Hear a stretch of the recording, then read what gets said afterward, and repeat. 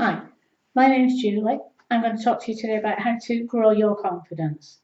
That's for goals, realistic ideas, options and opportunities, and the willpower or commitment to make things happen. It's a coaching process.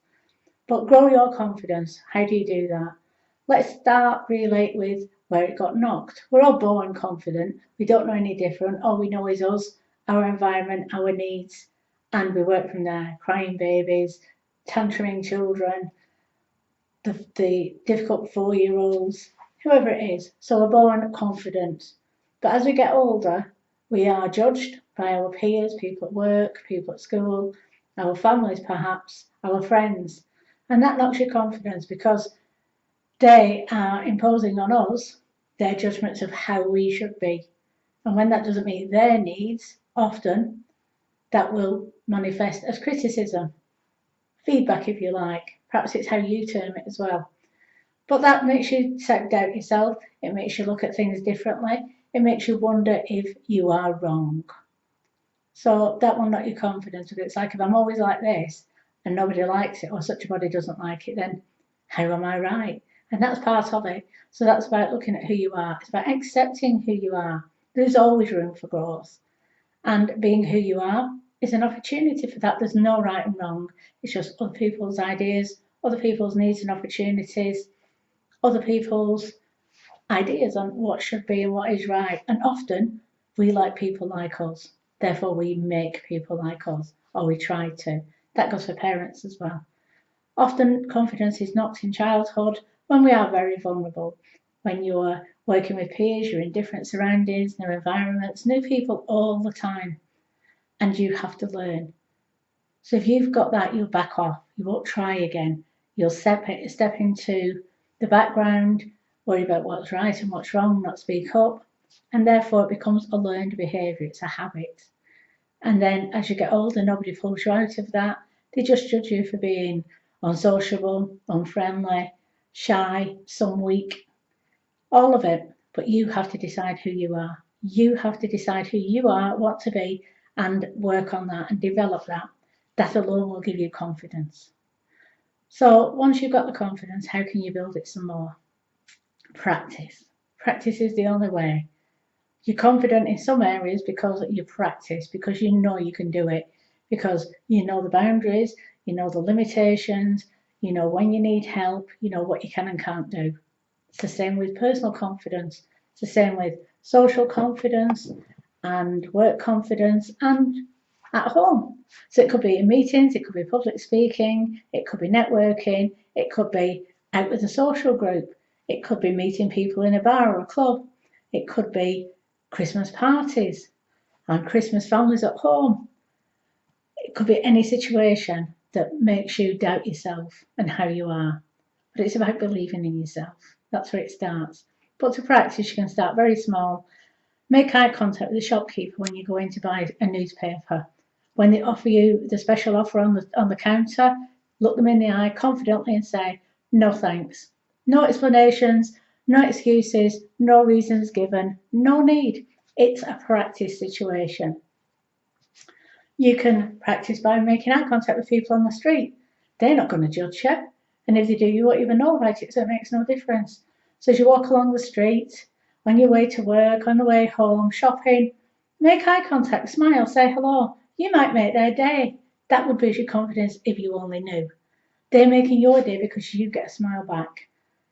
Maybe a surprise look, but at least you've made an impact.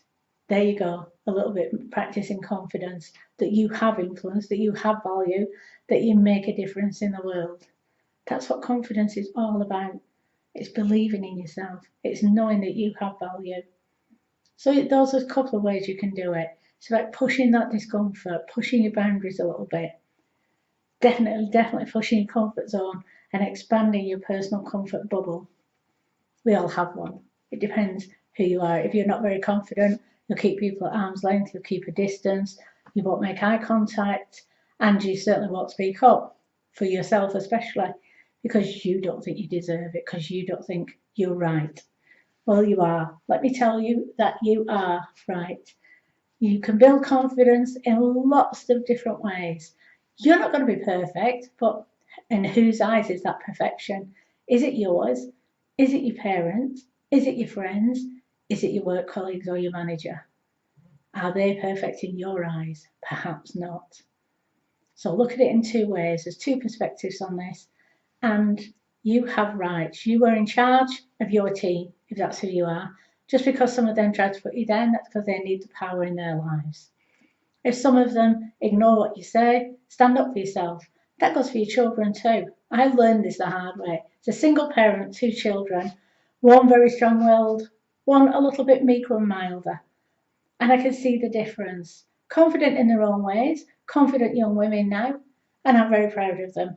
But, you know, at times, one of them made me doubt myself.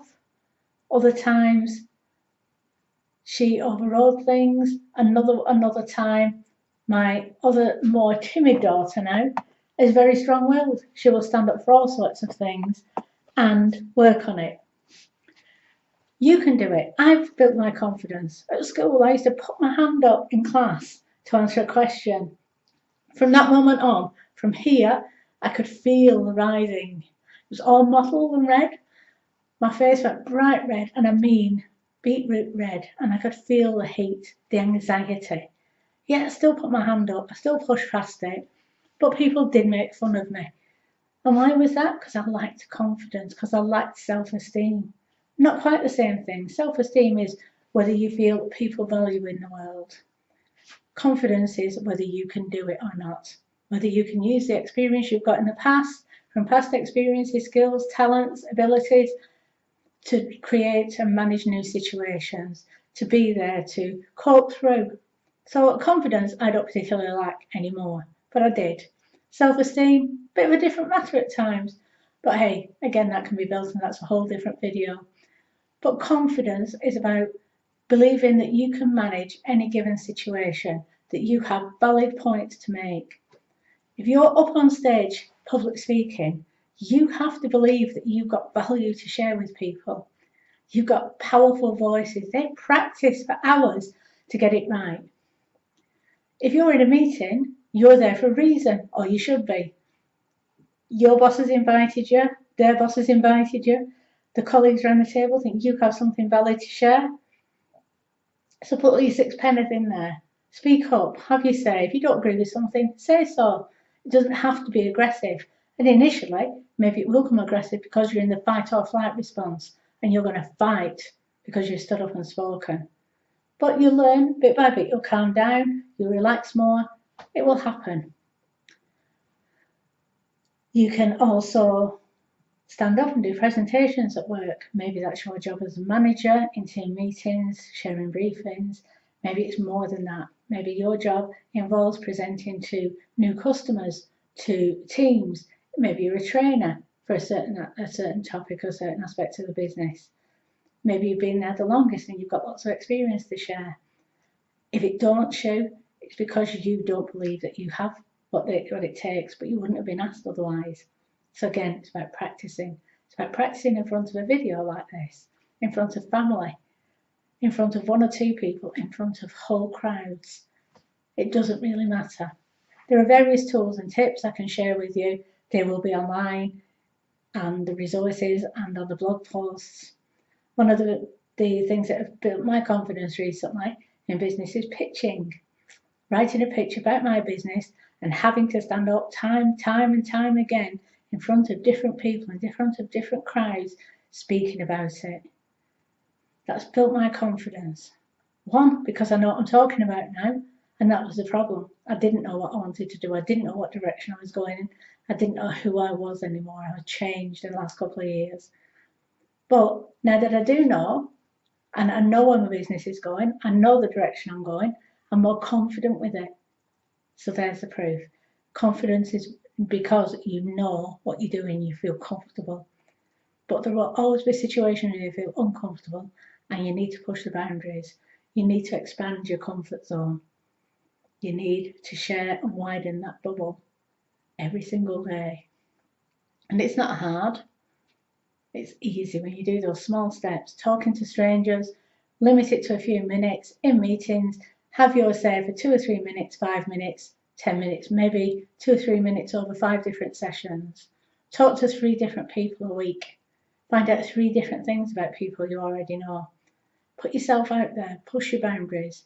There is so many little options you can do that will build into such bigger things, and your confidence will abound. I promise you, it can be done. You can do it. And there are lots of little assignments online. There are exercises, maybe quizzes. There's information you can read, videos like this that you can watch if that's what you prefer to do, and see where that takes you. Good luck with the confidence.